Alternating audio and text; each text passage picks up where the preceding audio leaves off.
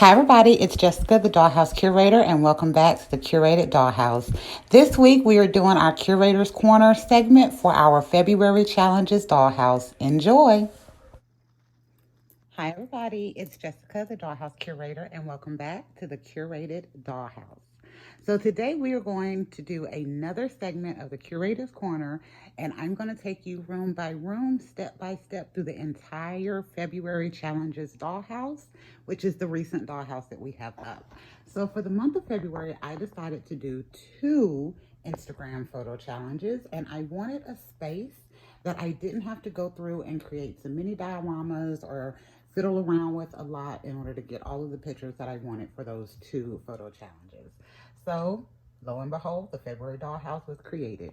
So we are going to start on this end this time and going through and showing you each room. So on this side, we have our salon. I put this in because some of the Black History photo challenges have to do with natural hair and family affair and get together. And some of the wonderful memories that I have from growing up were all about going to the salon with my mom on the weekends or getting my hair done Sunday morning or Saturday night by my grandmother as a child. So I wanted to have a salon in this dollhouse. So some of the craft pieces we have is our little salon counter, makeup counter here that we use. It had lights around it, but I took those off, but it does have an actual mirror attached. I do have plans to create, not to create another one, but to paint this one to take it out of being the natural wood color. But so much of what I buy has that natural wood tone, and it's really nice in the dollhouse that I don't have to paint and readjust everything to be able to use it. So we use scrapbook paper at the top and the mid-range right here with this white and gold. I put up some pictures of kind of Egyptian theme going through. I used our crafts that we created for Erica's apartment last time to play into this one, and some windows. So I actually really like this room. I think it's super cute, and I've already used it 2 or 3 times for some of the pictures that we've posted. Next, we have our Valentine's room, and for this one, I wanted to go super simple. Let me fix that. I wanted to go super simple, still have a little bit of a Valentine's theme, but not too over the top. So we used a red heart fat quarter back here for some wall decor. I used my blue jean furniture. Yes, I made this out of a pair of blue jeans, out of a pair of my oldest son's blue jeans that he grew out of.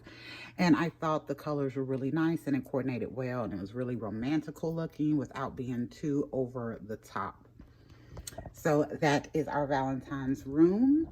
Over here is my favorite. Okay, so I love doing a bakery all of the time, really I do, because I went in and I printed off some little bakery items that looked right, and then I put some plastic over them so I can stick them on the walls. I have one here that looks like they're sweets, and then one over here as well.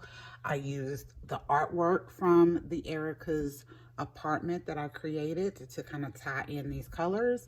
And then we used a fat quarter. I used this in the after holiday build as well as in Erica's apartment as a rug. And in this one, I'm using it again as a floor. I think it looks like tile and I love it. I love the colors and how they coordinate, and they're super cute. And then these 2 stands I got from the Dollar Tree. I added some legs to the bottom and I stained them. It is some of the few furniture that I've actually stained because it's much harder to coordinate once you get it stained if I want to keep using it for different things.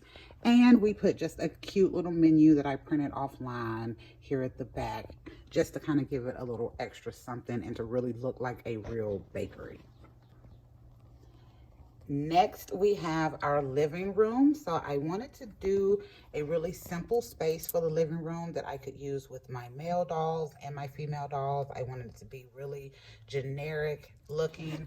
I have, sorry about that, fingers in the way. I have this couch. This is actually the very first couch I ever created for my more realistic looking dollhouse crafts.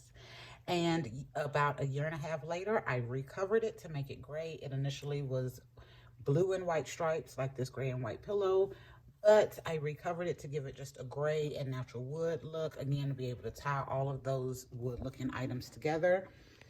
I also created some temporary curtains in here. So this is a bedspread that I had made for the dollhouse. I cut it up the middle to do my two sides so I could get some ties, hot glued it to just a pole, and it is hung up there with some stickum. You can kind of see it right there in the corner. The stickum sticks decently, but every morning I do have to rehang it up. Won't lie about that. But I think it looks really nice. Also, I have this chess set. It is actually magnetic, so the pieces do stay up there. I got it from World's Tiniest Toys, I believe. We are a chess family. Daddy is the chess champion in the house. It took me 17 years to beat my husband in chess. I have not been able to redo it. It took my oldest son 8 years to beat his dad, and our youngest son has yet to beat his dad. So I thought that was a cute little item to put in here to kind of show off a little bit of us in the dollhouse. These two dolls I'm actually going to go ahead and introduce you to as well. So this doll is a click and play doll, line doll. I used him for my husband. He was a secret agent doll. My husband is bald, and then I customized him with the little goatee. Unfortunately, Barbie line did not have some cans that I could use to represent my husband, so I had to go to another doll line for him. And then this is my first mini me. Well, I won't say first one. I've had other ones, but this is the main mini me. It is a 2000s holiday doll that came in a blue velvet dress that was absolutely gorgeous. And I customized her and put her on a petite made to move body because I am short and the kids laugh at me about being short all of the time. So I thought it was really cool to be able to have a short mini me in the house. Moving on, next we have our bedroom. Now I do like this room as well. So here I used a little love seat that I made. If you notice, this fabric matches the curtains because I try to coordinate. So there are curtains now. They were a bedspread, so I had this couch to go with it. And I have a bed that is made out of the same paper at the bottom that coordinates with it as well. I went again with the autumn windows in this room to tie the blue and the orange together. I thought that looked really nice. I used some of our food pieces. So here is a Make It Mini Food Miniverse cheesecake craft. These are Foodie Mini brand ribs that I just took out of the thing that they came in. And then here are some accessories from some kitchens that I bought that kind of go with it. And then my paper towel roll, which I figured was so cute and really kind of finished off the scene. Knowing we were having ribs and cheesecake, I figured add some paper towels in there and it works. So I have two different kind of lamps in here. I have another one that I made for my boujeen furniture. I also put this little gold accent on it, but I can turn it forward or I can turn it around if I want that to be hidden. So I kind of like that idea. And then I have another lamp here with the gray and white that initially tied with the first furniture that I made. So really enjoyed that room, like having the bedroom in there, kind of do like a date night scene. And then over here, we have our kitchen and dining room. So I wanted to do just a little bit of extra color in the dining room so I could make it kind of a separate look on its own. I think it turned out really well. I used the autumn windows in here as well to tie in with that blue. This is a actual picture that my boss painted, and when she sent it to us to show us her painting, I asked her if I could have it and use it in my dollhouse, and she said yes. And I love it because it gives my dollhouse some very unique, one-of-a-kind art in it. I also made these chairs. They go with the blue jean furniture. So there is a couch, a love seat, and two side chairs that goes with that. They were very simple design to make, so I was able to make a couple of them to go with it. And then I have some cute 80s items here that I have had for years. I don't remember what doll it came with, but I've had these for a long time. And I pulled them out to do an 80s photo shoot for the photo challenge. However, the outfit that I used with this didn't work out so well, so we didn't wind up using that. But I had these beautiful pink bottom shoes with the pink tip, and then the briefcase and the hat, and they all came with the same doll. And I have loved those items from the beginning, and they also read very 80s to me. Of course they do, because I got it in the 80s. Here we have another Make It Mini Food craft. So this is the boba tea. As you see at the top, I have some blueberries that I have put in here because my lid When I built this, I built it so the lid could come off and I could put it off and on when I wanted to, so that I could always put other items in the top as I get more of the Make It Mini Foods and the fruits. So I thought that was a unique way of using that. And then, of course, I did not use all of the blueberries that came with the cheesecake, so I could use them separately as well. I really like the Make It Mini Food, Mini Verse items. They look very realistic. They are super cute, and I love all of the little small items that come with it that can just add to the storytelling, like the fresh fruit. So this doll is my second mini-me. I have two. I have one that is short that I use when I'm doing family, and then I have one that is closer to my actual skin tone that I use other times. I like this doll. She is the Barbie Extra #1 doll.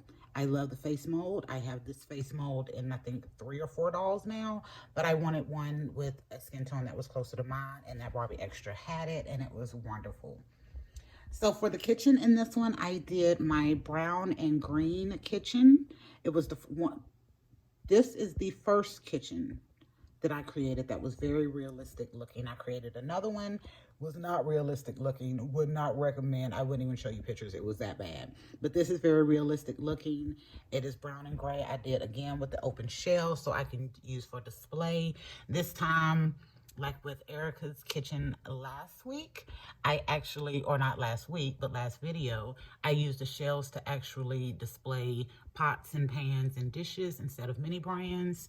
And then on this side, I did a very big window to help disguise my structure pieces. And then just a little island that we can move however we want to. But I leave it over to the side so I can have this open. And then we have one final Make It Mini Food, which is the key lime pie and the leftover limes from that. And then I did go ahead and keep the resin bottles because I think they look really nice when you add in the rest of the stuff. So there you go. That is the Curator's Corner segment for our February Challenges Dollhouse. I really enjoyed this dollhouse so far. I have used each room so far to actually post out pictures for the challenges. The Valentines Room here has been really great because it's very simple and elegant Valentines without being too much. The Salon has been really, really nice. All of the different colors in there kind of pop out at you and creates a very dynamic scene. And the kitchen and the dining room, the bedroom, and then the living room, I kind of did that part to be kind of tie together to make just kind of a quick 1-bedroom apartment. And then the top floor is all different dioramas that I wanted to do. So the final thing I'm going to show you is how we are evolving in the Curated Dollhouse with our lighting. So I'm going to walk you through some of the I'm going to walk you through the lighting for this dollhouse. So over here we have a wooden box room. I got the idea to make this from my Froggy stuff. It, however, does not work in my dollhouse to create the dioramas. So I used this with recessed lighting. So I just took a wooden box room and flipped it on its head. So I used it to assist me with lighting in the dollhouse and to create different structure and illusion of walls. We put a strip of foam board. There's actually two. There's one here and then there's one here to do recessed lighting in each room. So in the bakery, we were able to get 3 lights, 2 on the box room itself, and then 1 on the foam board. And then all of the other rooms, we have staggered recessed lighting. So I really like, and then it gives plenty of light in each little section. We did the same thing at the bottom, except I used black foam board at the bottom so that the light isn't absorbed as much. It kind of kicks out a little more, and it is a little less noticeable when you're coming down than the white is. And again, we've got 6, 1, 2, 3, 4. We have 5 lights in the kitchen and dining room. We got 3 lights here in the bedroom, and then we have 3 lights over here in the dining room, so, or in the bedroom area. I do not, however, have any additional lights to add in. I have used all except one of the 2 boxes of these lights that I got for Christmas. I had to get 2 boxes because they come with 12. If you're interested in finding out about the lights that I use, please check out my Lighting the Dollhouse Problem Solved video posted on our YouTube channel. And until next time, when we are back with another Curator's Corner, this has been Jessica. I appreciate y'all coming to visit, and y'all are welcome back anytime in the Curated Dollhouse.